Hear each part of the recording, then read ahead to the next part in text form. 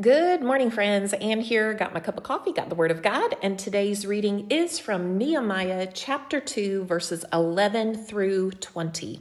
This is a time in the life of the nation of Israel where Nehemiah was beginning to inspect the broken down walls of Jerusalem, and he was going to move to build them, to do a rebuilding project.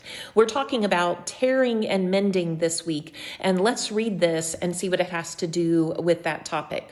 So it says, I went to Jerusalem, and after staying there 3 days, I set out during the night with a few others. I had not told anyone what my God had put in my heart to do for Jerusalem. There were no mounts with me except the one I was riding on.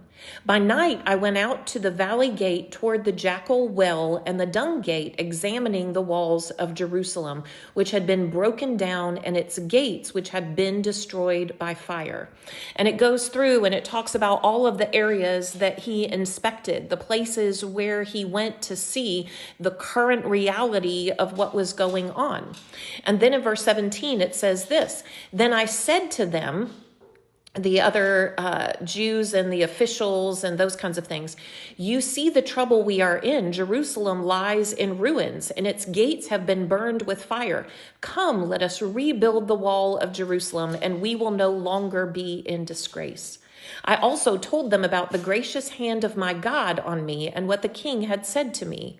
They replied, let us start rebuilding, and so they began this good work. But then there were people that Sanballat and Tobiah and Geshem, when they heard about it, they were opposed to the rebuilding. And they began to challenge Nehemiah and the other officials that were rebuilding. And Nehemiah says, the God of heaven will give us success. We, his servants, will start rebuilding, but as for you, you have no share in Jerusalem or any claim or historic right to it. Friends, here's the thing that I think applies to our lives today, is that often when we move to rebuild elements of our lives, we come up against people who don't want us to change, who don't want us to get well, who don't want us to be healed, because they're used to the way that things are. These people were used to the way that Jerusalem looked. They had become comfortable in their own brokenness. And what was needed was a real assessment and a clarity around their current state. They realized that it was broken and that they didn't have to live in this broken state anymore.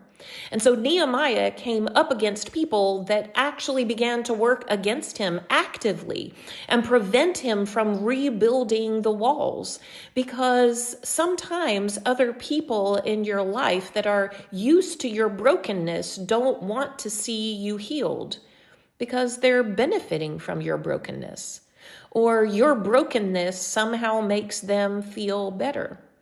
Friends, when God begins to mend your life, when he begins to tear things down and then mend your life so that you can be healed, expect that there will be people that will fight against that. Expect that you will encounter adversity in this healing work that God desires to do in your life. And be brave enough to take a clear assessment of exactly where you are so that God can do the work that is needed to be done in rebuilding and refiguring your life. Have a good day.